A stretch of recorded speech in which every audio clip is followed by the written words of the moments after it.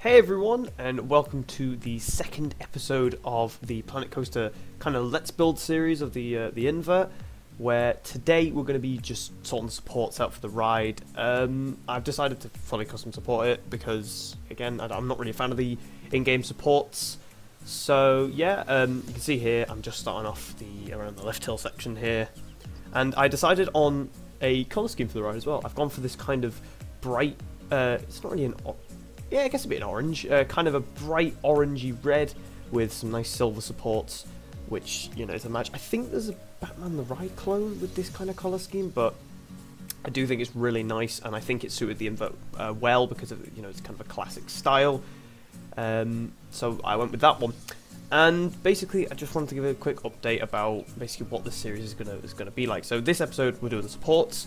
Next episode will be the catwalks and the scenery for the ride, and then the final episode will just be finishing touches like the station and the, you know, queue path and all that. So basically that's where this series is going to be headed. So this is a shorter episode than last week's because last week's kind of was more focused on the layout, and I wanted to give, you know, kind of halfway POVs and talking about the ride and stuff. So this is literally just plain old time lapse this episode. So yeah, just copy and pasting supports.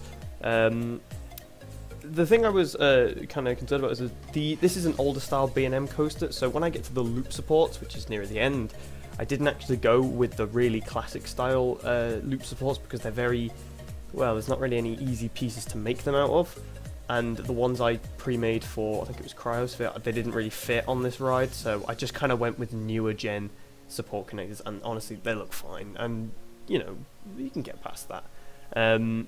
So yeah, now I just guess moving on to the drop. I was thinking about some theming ideas for this ride, and I'm probably just gonna go with a very generic, stylized theme. Well, not really a theme, but a stylized area for the ride. So, you know, concrete and trees and, you know, shrubbery and some trenches, because certain areas of the ride do actually go below ground, like just before the Immelman and the end corkscrew, I think, that goes under the brake run. So, gonna go for some stylized there. I'm gonna give this thing a really nice custom light package as well.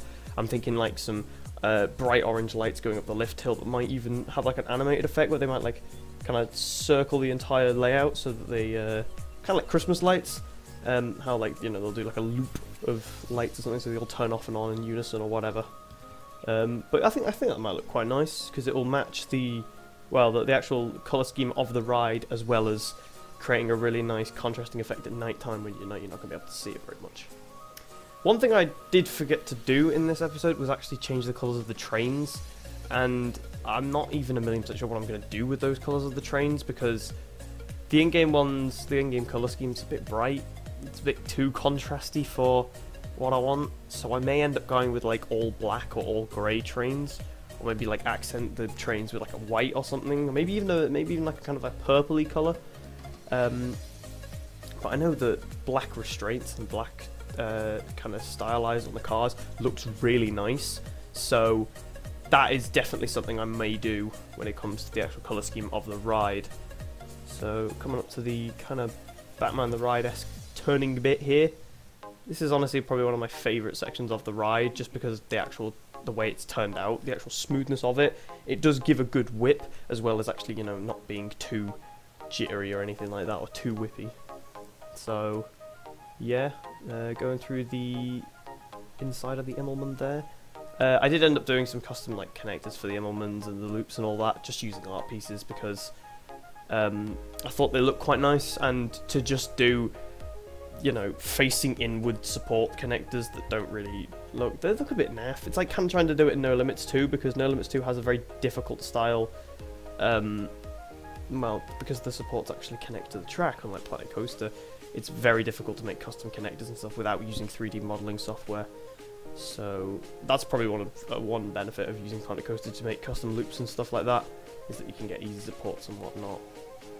So yeah, we're nearly at the end of the layout here in terms of the supports, and then at the end of the time lapse, it does cut to me doing the footers. So I probably won't commentate over that bit. I will probably just end the voiceover fairly soon, and just let you guys watch the time lapse with some music, and then I will be able to, you know, catch up with you guys in the next episode. So, as we come up to the final section of the ride, I just want to say a big thank you for all the support recently on the channel. We are very, very close to 250 subscribers, which is insane.